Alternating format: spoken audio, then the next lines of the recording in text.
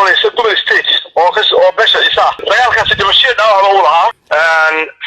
إذا ماذا مدني بلاد البورسي wardegdega beesha ciise oo ku dhawaaqay go'aan aad u culus iyo si la mid ahba taliyaha ciidanka Soomaaliland Nimcaan Gaxnuug ayaa xiray dhammaan deegaanada ay degaan reerka ciise ay ka degaan gobolada Oodal iyo Salal madaxweynaha Soomaaliland Abdirahmaan Cirro oo soo wakiishay madaxweyne ku-xigeenka Soomaaliland iyo wasiirka arrimaha gudaha Cabdalla Sandheere oo go'aamo culus soo saaray ugaas Mustafa oo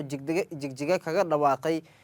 xaaladii ugu dambeysay iyo si la mid ahba dagaalo hor leh iyo si dhinaca kalena jabhada ciise oo galay heegankii kama dambaysaha ciidanka madaniga ee Gadabuurse oo ka wada deegaanada Oodal iyo Salal dhaqdhaqaaqyadii ugu dambeeyay dadka deegaanka oo cabsi xoogan soo wajahday ciidamada Soomaaliland oo lagu arkay deegaano tirbado ay ka mid tahay fardo lagu xidh iyo meelo kale kuwaas oo la sheegay in halkaas dhaqdhaqaaqyadii ugu dambeeyay ay ka wadaan dhanka Jabuuti oo la sheegay inay ka soo baxeen ciidamo Jabuutiyana kuwaas oo la sheegay inay soo gaadheen xuduudda iyadoona la sheegay inay u sii socdaan dhanka iyo Salal iyo aan la ogeyn ujeedada rasmiga ah halkaas ay ka leeyihiin iyo dhaqdhaqaaqyadii ugu dambeeyay ee ku saabsanaa galbeedka Soomaaliland ayaa halka idinku faahfaahin doona daawadayaasha sharafta leh hadaan ugu cusubtiin ugu soo biir subscribe sar hada YouTube kana nagala socotid hada Facebook nagala socotid like garay share garay muuqaalka asxaabtaada si gaarsi dhaqdhaqaaqyadii ugu dambeeyay ayaa ka socda galbeedka Soomaaliland kadib markii maalmo ka hor ay ahayd markii halkaas ay isku farasaareen shalay ayay ahayd markii deegaanka Xariirada ay isku farasaareen reeraha Ciise iyo Samroonka mar kale iyadoo la sheegay in ciidanka madaniga ay soo duuleen halka dhinac kale la sheegayo in ciidanka madaniga Gadabuurse halkaas ay joogeen jabhada Gadabuurse ay ugu tageen taan oo la sheegay inay sababtay kadib markii ciidamada madaniga Gadabuurse halkaas ay gaadheen iyadoona la sheegay in Ciise uu galay difaac aad u culus isla markaana iska dhacsheen xaaladus ayaa faraha ka sii baxday dagaal qadhaadh ayaa halkaas ka qarxay iyadoona aan loogeen qasaare rasmiga oo ka dhashay kasoo la soo tabinayo in dagaalkii shalay halkaas ka qarxay oo ka dhashay qasaare kala duwan isugu jirta dhimasho iyo dhaawac dhaqdhaqaaqyadii ugu dambeeyay halkaas ka socda ciidanka madaniga Gadabuurse ayaa iyaguna la sheegay in hanjabaado kulul ay u direen ciidanka beesha Ciise isla markaana u sheegeen inay diyaar u yihiin inay la diraan oo iska dhacshaan taa ay ku sheegeen inay samarraba cafin doonin qof kastoo ay qabtaan isla markaana uu ka tirsan reerka Ciisaha taliyaha ciidanka Soomaaliland Nimcaan Gaxnuug ayaa dhaqdhaqaaqyadii ugu dambeeyay ka wada galbeedka Soomaaliland gaar ahaan gobolada Oodal iyo Salal halkaas iyo ciidamadii ugu xooga badnaa iyo kuwii ugu tirada badnaa oo halkaas gaadheen iyadoo la arkayay gawaari gaashaaman oo aad culus dabaabaad culus oo ay sitaan ciidanka Soomaaliland halkaas lagu arkayo si la mid ahba ciidanka sida gaarka u tababaran ee commandoska ayaa la soo shaaciyay in halkaas nawaaxigeeda deegaano ay ka mid tahay fardo lagu xidh biyo dhaadheer biyo kulul lagu arkay ciidamadan kala duwan kuwaas oo la sheegay in halkaas ay ka wadaan dhaqdhaqaaqyadii ugu dambeeyay ilaa iyo Zeylac ayaa la sheegay in lagu arkay ciidanka gaarka ee Soomaaliland kuwaas oo la sheegay in taliyaha ciidanka Soomaaliland Gaxnuug uu amar buuxa ku siiyay inay tallaabo sharciga waafaqsan ay ka qaadaan cid kastoo guxad gudubtay tallaabada waxaa la sheegay in culays xoogan oo soo wajahday jabhada Ciise isla markaana deegaanadii ay iskaga gudbi jireen iyadoona la sheegay in dhammaan deegaanada kala gooska ay dhex fadhiyaan ciidanka Soomaaliland isla markaana halkaas ay ka wadaan dhaqdhaqaaqyo aad u culus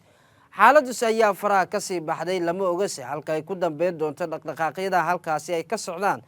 inkastoo dhinaca kalena ugaaska guud ee beesha Ciise oo jigjiga kaga dhawaaqay xaalad degdeg ah culus isla markaana uu shaaciyay inay qaadi doonaan duulaano aad u culus oo ka dhanaa beesha Gadabuurse wuxuu carabkiisa ku adkeeyay ugaaska beesha Ciise inay qaadi doonaan tallaabooyin aad u culus isla markaana ay sameyn doonaan isla xisaabtan xoogan oo ka dhanaa reerka Gadabuurse iyo Soomaaliland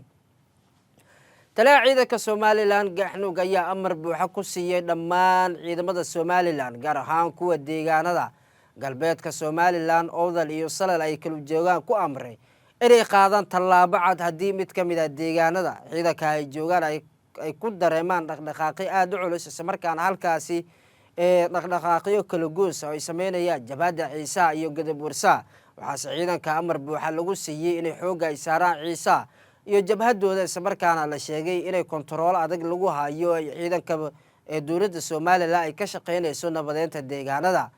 Cabdalla Sandheere oo wasiirka arrimaha gudaha iyo madaxweyne ku-xigeenka Soomaaliland ee ku dhawaaqisooda nabadda iyo go'aanada in la dhaqan geliyo inkastoo shalay ay ahayd go'aanka in la jabshay haddana maantase xaaladdu ayaa degan ee galbeedka Somaliland kama jira wax dhaqdhaqaaqi ah inkastoo la sheegayo in jabhadda ciise ay isku dayayaan inay u kala gooshaan deegaanada laakiin ay u suurtagali weysay arrinka maadaama ciidamada Somaliland ay kala fadhiyaan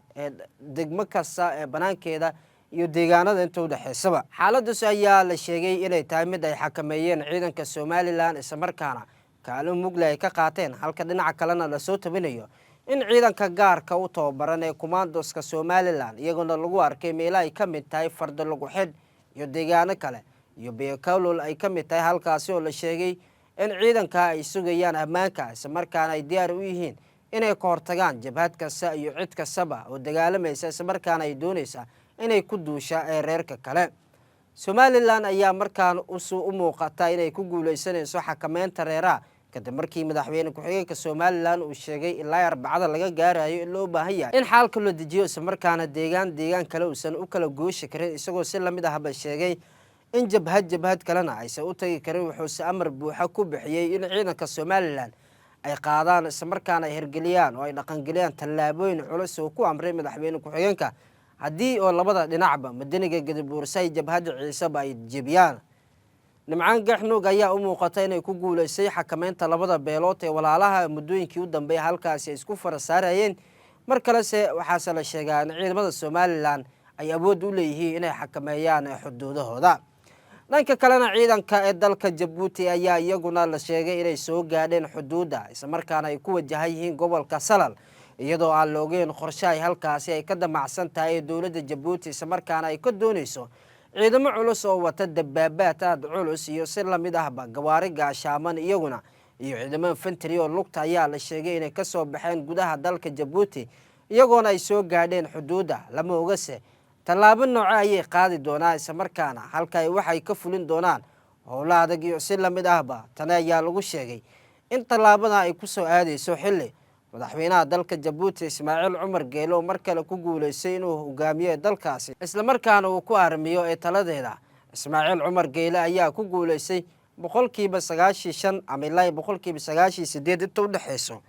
inuu noqdo madaxweynihii mar kale hogaamin lahaa ee dalkaasi ee Jamhuuriyadda Djibouti. ciidanka oo soo gaaray xuduudda ayaa la sheegay in halkaas ay ka wadaan dhaqdhaqaaqyadii ugu dambeeyay iyagoo aan loogeen halka sida dhabta ay ugu wajahan yihiin laakiin la sheegayo in lagu arkay nawaaxiga